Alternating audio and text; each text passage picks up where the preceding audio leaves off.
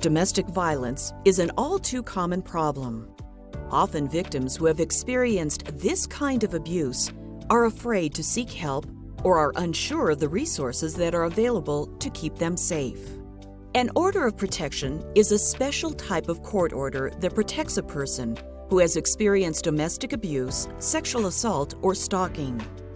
There are no costs or fees involved in asking a court to issue an order of protection. A victim of abuse can ask the civil court to issue an order of protection, regardless of whether there are criminal charges against the abuser. Valid orders of protection issued by a New Mexico court can be enforced throughout the United States. An abuser who violates an order of protection can be fined, charged with a crime, or held in contempt of court. Asking the court for help can seem intimidating, but there are resources available to you, and the court has designed the order of protection process so that individuals can seek an order on their own or with the help of an attorney. Most people don't have a lot of experience with the court system, and the process can seem overwhelming. Over the next few minutes, you will learn how to petition for and respond to an order of protection. We will explain how the process works, and once you understand the steps, we hope it won't seem so intimidating.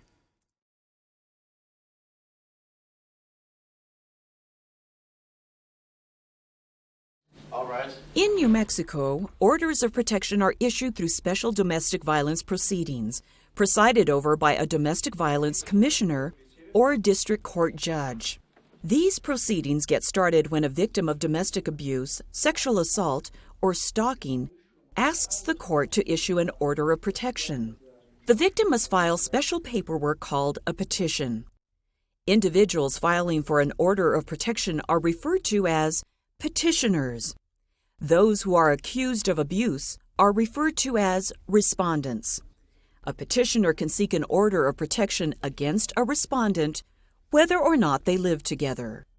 Valid orders of protection issued by New Mexico district courts are enforceable in all 50 states, tribal and federal lands, military installations, and U.S. territories. It tells the abuser to immediately stop the abuse against both the victim and their child or children.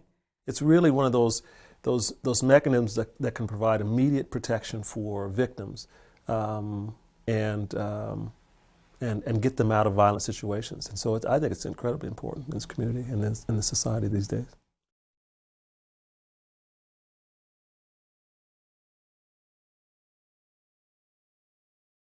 While the court issues orders of protection, it's important to understand that the process of obtaining an order is petitioner-driven.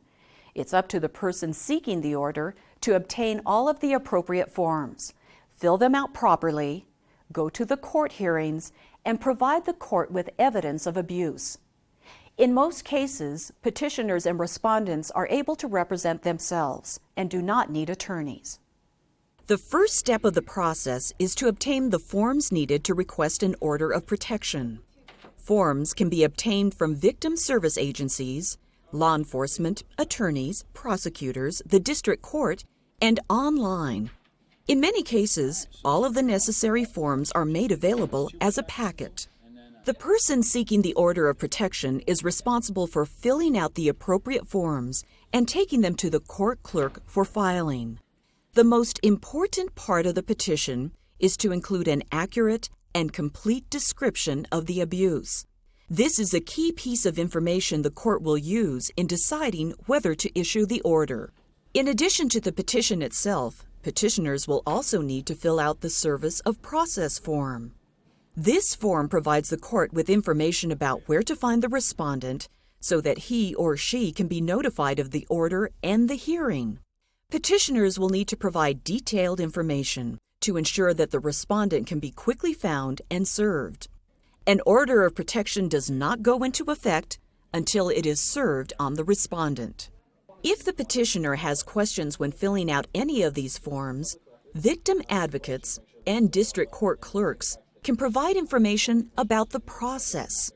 Only attorneys can provide you with legal advice. Court clerks cannot answer legal questions or give legal advice. Petitioners need to fill out forms completely and accurately and submit them to the district court. Petitioners must sign their forms in front of a notary public. Court clerks can provide notary service free of charge. Forms must be notarized, so petitioners should bring identification with them.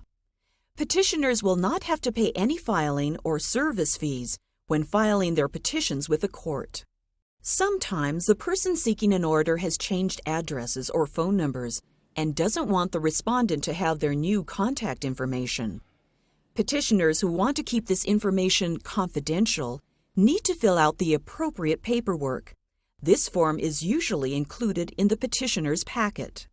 When a petition for an order of protection is filed with the court, a judge or special commissioner will review the petition as soon as possible to decide whether the court should issue what is called a temporary order. That means the judge or special commissioner will read the petition and decide whether the information provided justifies the need for a temporary order of protection. If the court issues a temporary order, the petitioner must follow the court's instructions to have the order filed and served. The temporary order is not enforceable until the respondent has been personally served. A temporary order is usually valid for 10 days. The court will hold a hearing within 10 days to hear both sides of the story and decide whether to issue a longer-term order of protection. Just because a court issues a temporary order does not mean the court will issue a longer-term order of protection. If the court does not issue a temporary order of protection, there will be a formal court hearing within 72 hours to review evidence and decide whether to issue a longer-term order. When you file for an order of protection, you become the petitioner in this case. It is your responsibility to follow through on kind of every stage of the process.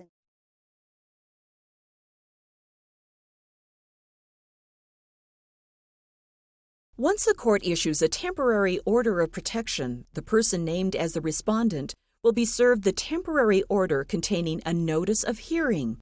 It is important for the respondent to comply with the terms of the court order and to appear at the hearing. If the respondent thinks that the court should not have issued the temporary order, then the respondent will have an opportunity to explain why at the hearing. The respondent will also have a chance to present evidence and witnesses and to dispute the evidence presented by the petitioner. In most cases, respondents represent themselves. They may choose, however, to hire an attorney. In some cases, the respondent may be the victim of abuse. Respondents who think they are entitled to their own order of protection should file a counter petition. The judge or commissioner will consider both petitions at the same hearing and rule on each. There's always two sides of the story. We're the court, and we are going to listen to both sides of the story and then try to determine where the truth is in terms of what has been presented.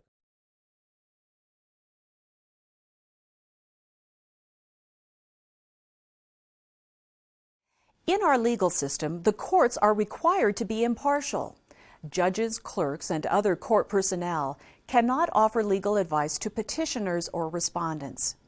It is the court's responsibility to determine whether or not an order of protection should be issued, based on the evidence presented to the court. The next step in the process is a hearing, so the court can determine whether a longer-term order of protection should be issued, and if issued, what specific protections the order provides. A hearing is an official court proceeding. It is important that all parties show up on time and are prepared for the hearing, which includes being properly dressed. For the court hearing, both parties and their witnesses will have to be at the same place at the same time. If at any time before, during, or after the hearing, either party feels threatened or unsafe, they should tell a court security officer. The purpose of the hearing is to give the petitioner a chance to present evidence supporting their claims of abuse, so that the court can decide whether to issue an order of protection. The hearing also gives the respondent a chance to dispute the petitioner's claims. A respondent can also present evidence to the judge or special commissioner in their own words. Both parties should bring to court any witnesses and documents that support or refute claims of abuse listed in the petition. Documents might include police and medical reports, telephone records, photos, and text or voice messages. Parties should also bring all documents concerning child custody, distribution of property, interim support, proof of income, medical bills, and other damages. The court may review these documents and listen to witness testimony. Some evidence may not be considered because the court has specific rules about the types of evidence it can allow. Do not bring children unless you have received special permission from the judge or commissioner to do so. The court will issue an order of protection if it finds that an act of domestic abuse has occurred. The person protected by the order is called the protected party, and the person against whom the order is issued is called the restrained party. New Mexico law does not specify the length of an order of protection, but there will be an expiration date set by the court. In all cases, the order restricts contact between the protected and restrained parties. In addition to restricting contact and prohibiting harassment, the court may impose other conditions, such as awarding temporary use of the residence to one party or requiring the restrained party to attend counseling. Since every case is different, the law gives the court flexibility in creating a set of conditions that fits the circumstances of each case. In some cases, the court may also temporarily order or modify child custody and support. These child support and custody provisions are only in effect for up to 6 months, unless the court extends these conditions at a later hearing. Ongoing child custody and custody matters must be resolved through family court. They got to come in prepared to tell their story, even if it means they have supporting witnesses to testify on their behalf. It's also very important that once you file for an order of protection that you take it very seriously, because I can tell you that everyone else involved is. It's a process that they should expect that both sides will be treated fairly.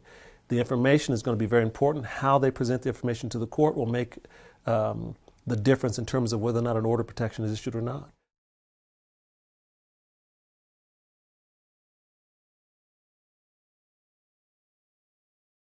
A valid order of protection sets specific conditions that the restrained party must follow. This person must comply with all the conditions listed in the order. If a restrained party does not comply, he or she can be brought back to court and in some cases arrested and placed in jail.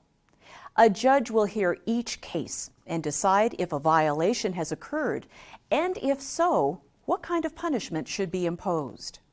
Protected parties should keep a copy of their order with them at all times. That way, if the restrained party violates the order, the protected party can show the order to the police. Although the police do not need to see a paper copy of the order to enforce it, a physical copy of the order makes the job of the police easier and avoids confusion about the order. Violations of orders of protection are considered crimes and should be reported to law enforcement and the court that issued the order. In emergency situations, parties should call 911. To notify the court, protected parties must file paperwork alleging a violation of the order. The court will hold a hearing to determine whether or not a violation has occurred. If the court finds that the restrained party violated the order, then the court can impose sanctions, including fines or jail time. It is important to remember that once an order of protection is issued, it is an official court order. Only the court has a power to change the terms of the order. If the parties want the order changed or dismissed before it expires, they must go to court and ask the court to change or dismiss the order. New Mexico orders of protection have an expiration date. It is important to pay attention to that date.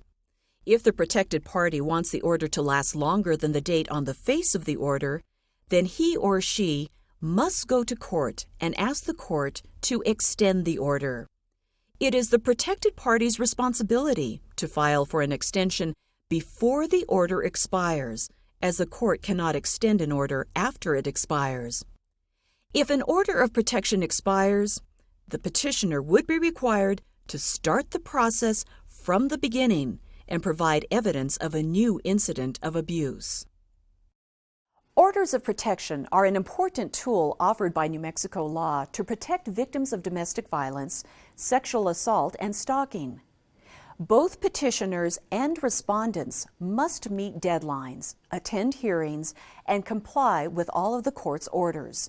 The process is free of charge, but not free of responsibility.